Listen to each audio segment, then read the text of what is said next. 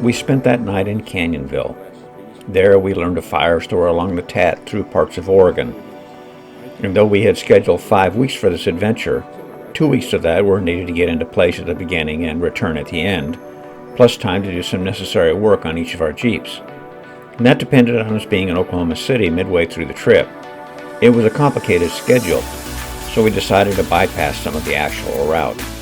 That day we drove major highways from Canyonville to Redmond, Oregon, preparing to return to the Tat on the next day. There's Tiller there. There's the junction right there. And what do you have between Tiller and that junction? Columbus and fires. The Columbus fire. Right. Yep. And what else goes right next to that? The here. Forest Service closure area. Yeah, but look at our route. You see, it goes right over in this area, right up the edge of that, on that yellow road, which is closed. So we need to find a way around it, and I recommend because we are a bit behind, we kind of take a giant step and maybe get up here to Prineville. And then there's some more national forest I've driven in some of this area up in here during the solar eclipse. I think it's a really pretty drive. It's more open than what we had yesterday. You know, yesterday we had a lot of places where we couldn't see much view. Exactly. It was pretty, but it was just so rare to see it. Yeah, this tends to have more views. Okay. The only thing is, I'm not sure what fires might be in this area, so we need to probably do some checking on that. Well, we can stop by a ranger station maybe if we go by one. Yeah, that would be a good idea. Good morning, everyone, and welcome to Day 3 of TransAmerica Trail.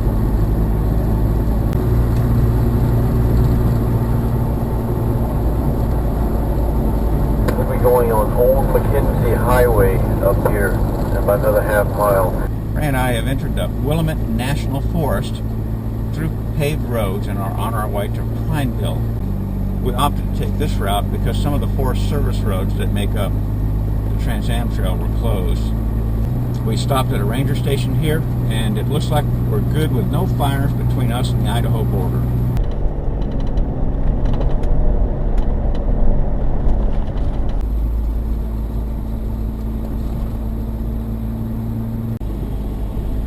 Wonder what they just tore up the land here. No, this looks like a lava flow. Oh.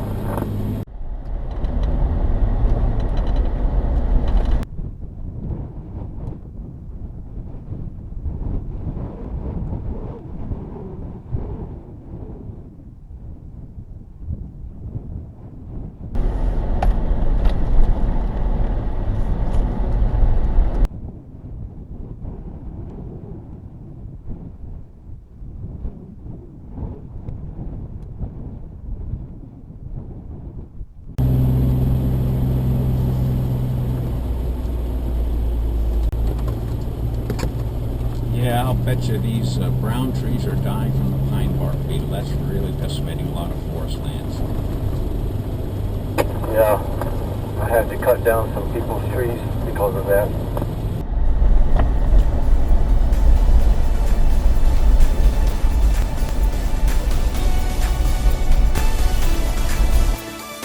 Though we were not traveling the Tat, we were relieved to be past the fires, and it was a beautiful drive through the lava fields of the McKenzie Highway.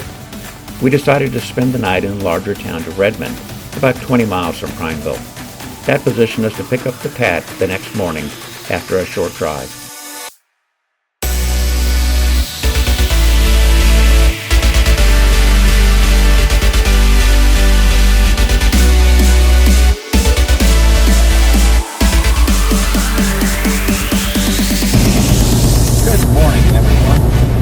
Welcome to Day 4 of the TransAmerica Trail. Yesterday, Ray and I took paved roads and basically made our way near Prineville.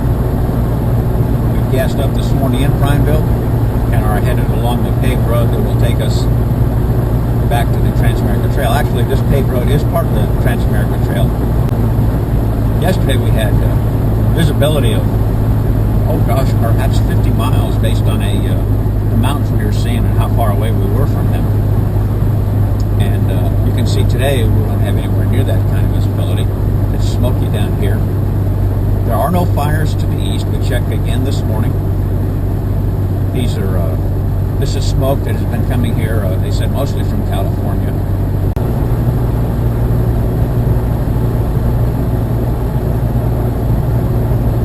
You probably saw we're entering the Ochoco National Forest. I did. About 3 miles to our turn off.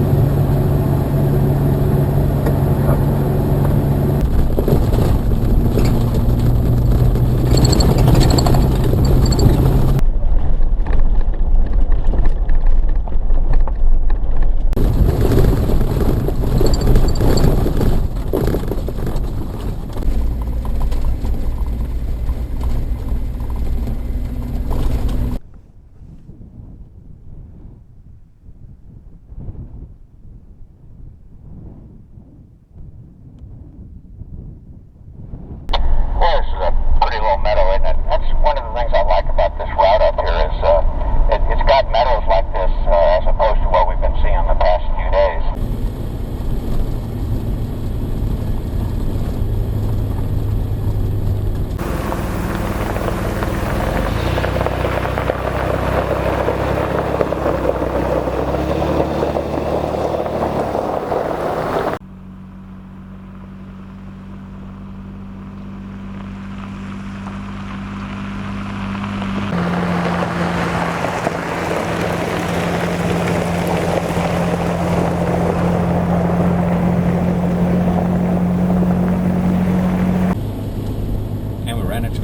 paved road here. A little bit of relief from the washboard.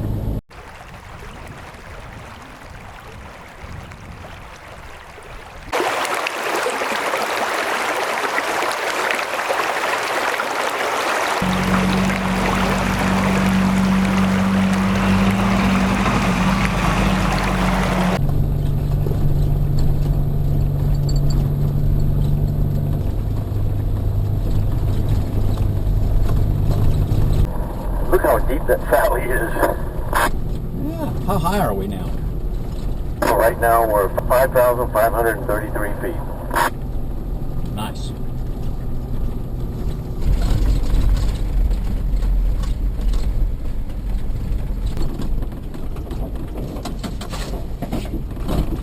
Here.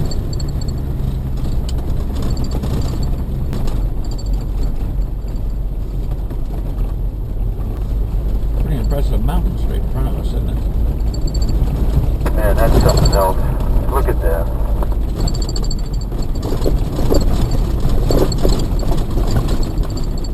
Wow. That's way up there.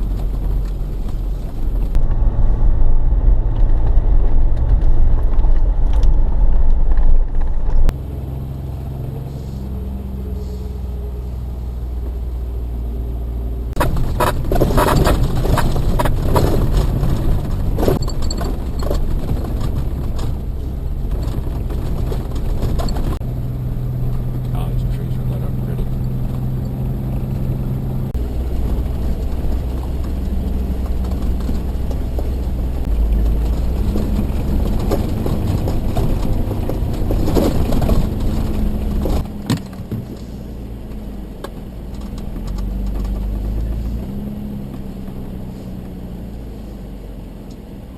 Oh my gosh.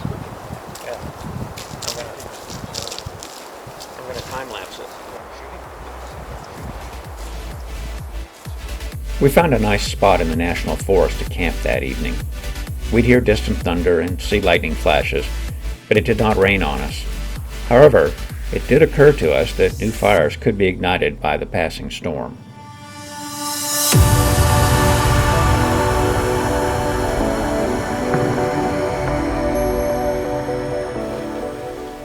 So did I tell you I felt a couple of earthquakes last night, Ray? I know, I heard you say that this morning. That's amazing. I guess I slept through them. Between that and the thunderstorm passing nearby. Oh, We're fortunate we didn't get wet. Fortunately. Yeah. We did have to get up and throw on the Yeah. the rain fly real quick. Yeah, it didn't have the rain fly on it first. We're not very far from John Day. We'll get there in probably another hour and a half. But if we were to continue the Tat all the way over to here, That's probably another full day, another night on the trail, and I think we need to get going. I think we need to skip this section, get over to Idaho, and pick up some stuff in Idaho. Good morning, everyone. Welcome to day 5 of TransAmerica Trail. Ray and I have been camped in the National Forest, south and west of John Day, perhaps 20, 25 miles. Whoa, a lot of smoke over here. You'll see it in the gap in the trees. That's not a good sign. There's a lot of smoke. Look at that valley mark.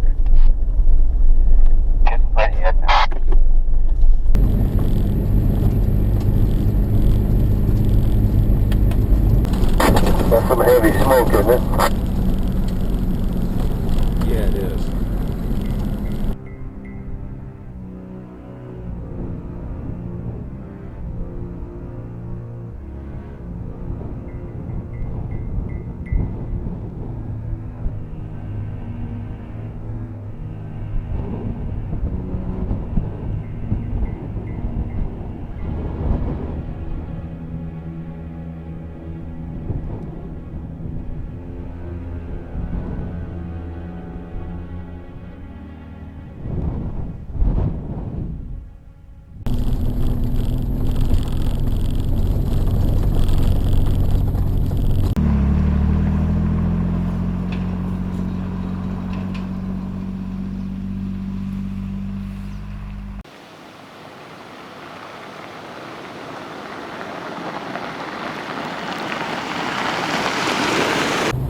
We had decided to hasten our path to the Idaho border.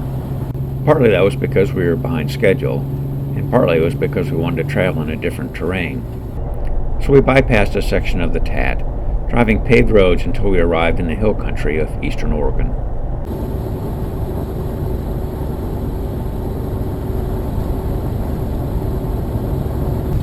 Well, we turned off Highway 26 and picked up the TransAmerica Trail again. We're about 60, 70 miles away from our destination, just across the border in Idaho.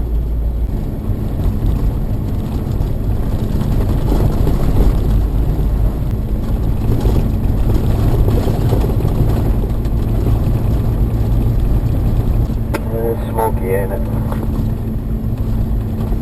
Yes. Pretty good sized reservoir. Look at there. Well, there's what's left of it, I guess. Look how shallow it is. Apple trees.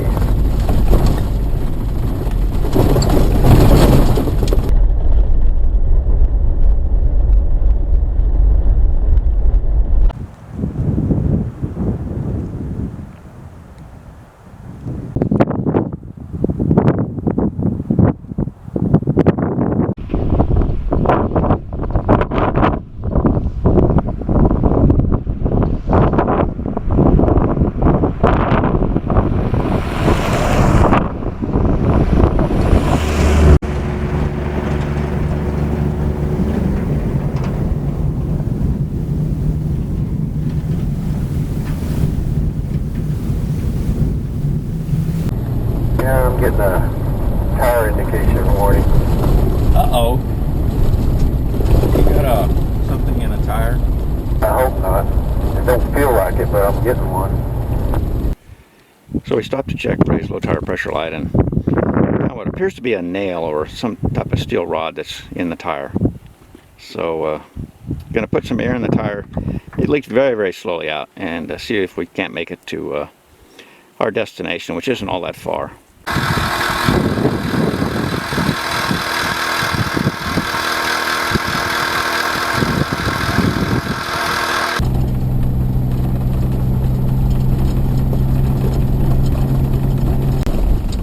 There is the Snake River, sir. Looks shallow. It probably is right in here because it's so wide. Crossing the Snake River there, Ray. Welcome to Idaho. Though we had bypassed several sections of the Tat in Oregon, we had a good taste of most of the route. The smoke was of concern because it obscured the magnificent scenery, but we looked forward to what experiences the remaining route offered. While still intent on making it to West Virginia, it was daunting us that even with occasional route bypasses, it might not be practical in light of our frequent stops to shoot video.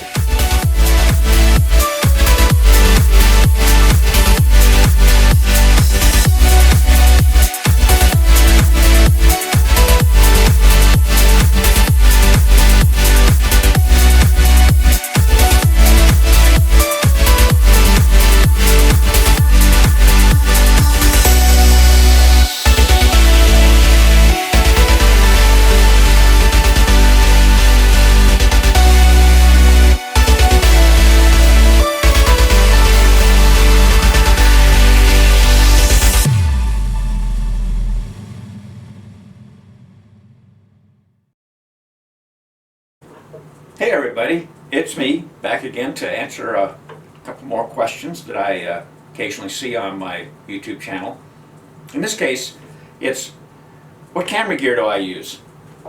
So I thought I'd give you just kind of a brief rundown of what I generally take on one of my overlanding trips. We'll start off with the camera bodies themselves. I carry two Canon camera bodies. I have here a 5D Mark III, and over there, filming this, is a Canon 7D Mark II.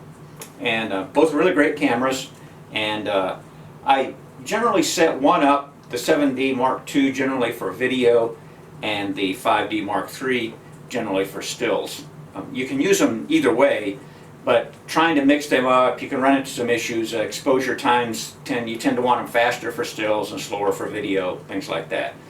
So I generally set them up one for one way and one for the other. I still use them interchangeably, and when I'm shooting video, for example, I can press the shutter release and take a still, and I'll do that, but sometimes regret it because I'm shooting a still at 1/60th of a second of a Jeep traveling 20 miles an hour across a bumpy road.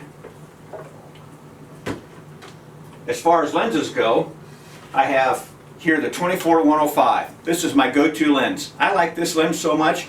There's one on this camera and there's one on that camera. I have two copies of this lens, and this lens often stays on each of those cameras. I will say that one of the lenses is a Type 1 and the other is a Type 2. The Type 2 has much better stabilization. And so I would encourage you, if you're thinking about buying one of these, go to the Type 2 lens. They may even have a Type 3 now, and if they do, just go to that. I'm sure it'll have a better stabilization than the Type 1. I also use a tripod. I used to carry two tripods. I have a big video tripod, but it was so awkward to get in and out of the Jeep that I never did. And I carried it around a lot. It went all the way to Alaska for me, and I bet I used it one time in all that time up there. And so I also have, and I'll show a still picture. There it is. A lightweight tripod that I bought for my hiking days, and so I find that's just as useful for all except for long exposures. It's not very good for long exposure. So if you're going to be doing some Milky Way shots, and by long exposures I mean the 30-second kind of stuff, you know, the several minute kind of stuff. If you're going to be doing some long still exposures, then I recommend you get a heavier duty tripod. Not super heavy duty, but a little bit heavier duty than the lightweight graphite tripod that I've got over there. It's from Gitzo. It's called Gitzo Mountaineer, and on it I have a Kirk Ballhead. Back to lenses again. I also carry a 70-200. This is an f2.8. It's a wonderful lens. There is a Type 2 version of this. I have the Type 1 version, and the Type 2 version, I don't know that it doesn't have as good a improvement in image stabilization as the Type 2 version of the 24-105, but you might want to think about looking at the Type 2. There's even a Type 3 version, although it's been getting a fair bit of criticism for not being much of an improvement over the Type 1.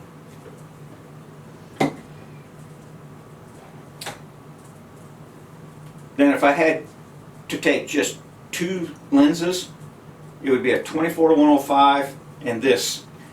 It's a 100-400. It is the Type 2 100-400, and on it I have the 1.4x teleconverter.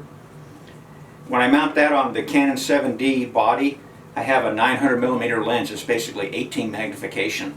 It is a zoom lens, of course, 100-400. So this is what's going to get you out there and let you take those the deer shots like you saw in this video. That was shot with this lens and that body right there. It's also got another neat little feature, and that is it focuses to 3 feet. So you can use this in place of a macro. I have a great macro lens. It's a wonderful macro lens, but I don't carry it anymore because this lens can get me those close-up shots of the flowers and the bugs and things like that. So that when you see those, that's generally taken with this lens.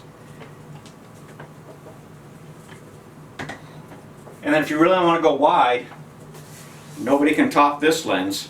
This is a 11 to 24 millimeter lens from Canon for a full frame camera. It fits just fine. Most of the lenses that you have that are this short will need to fit on a crop sensor camera. So this one fits on a full frame camera.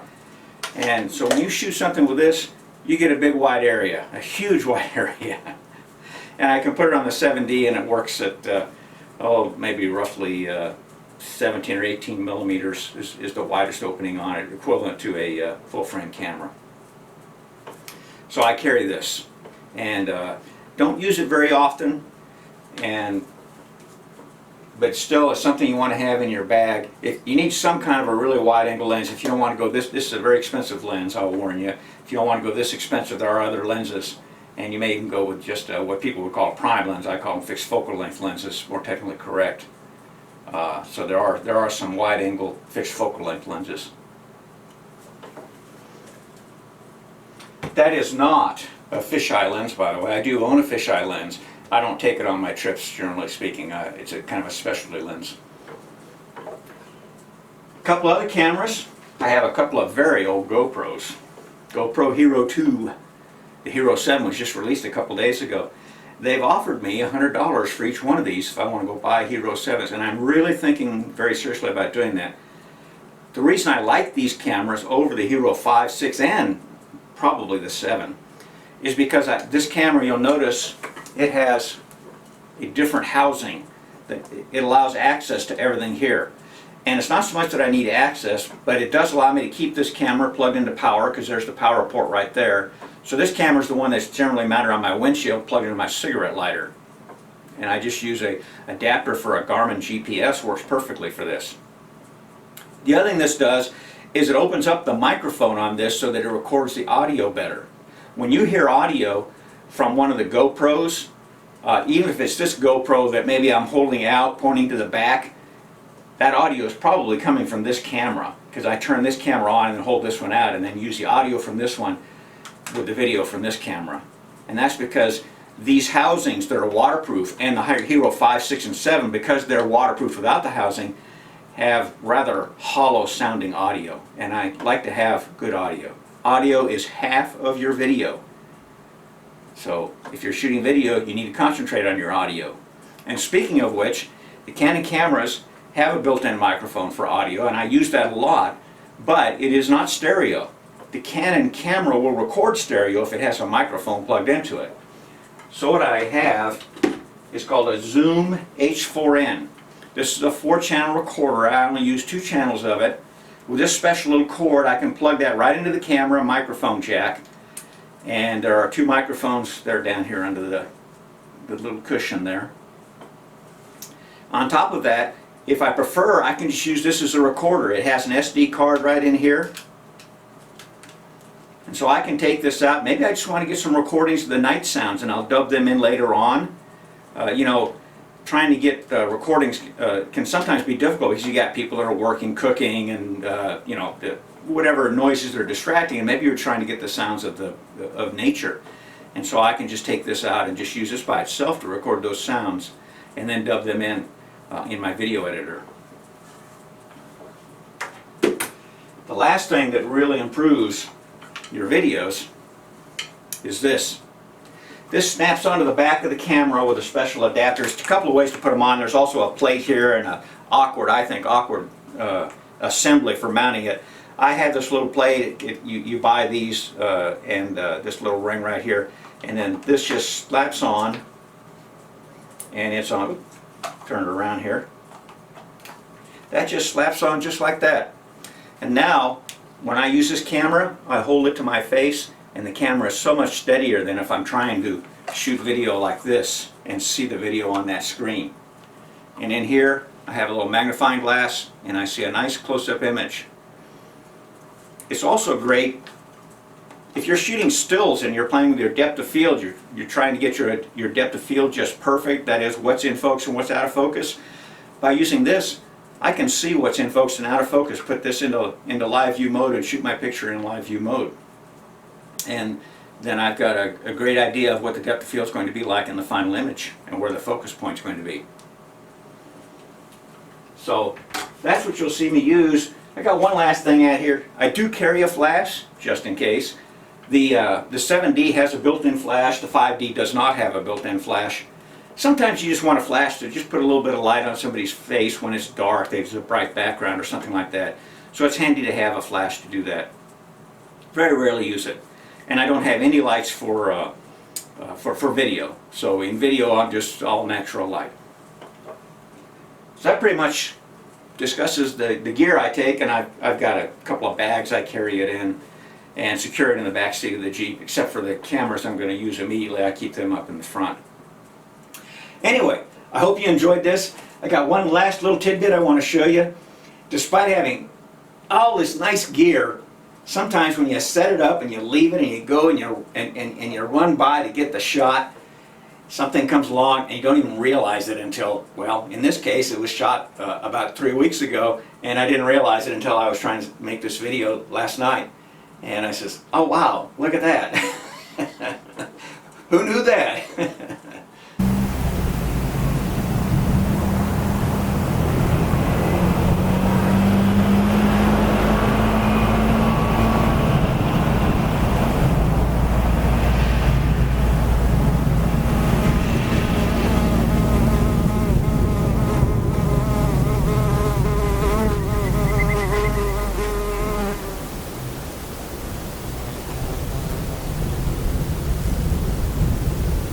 So anyway, thanks. If you guys got any questions, the discussion group is open on my YouTube channel. Please feel free to ask away.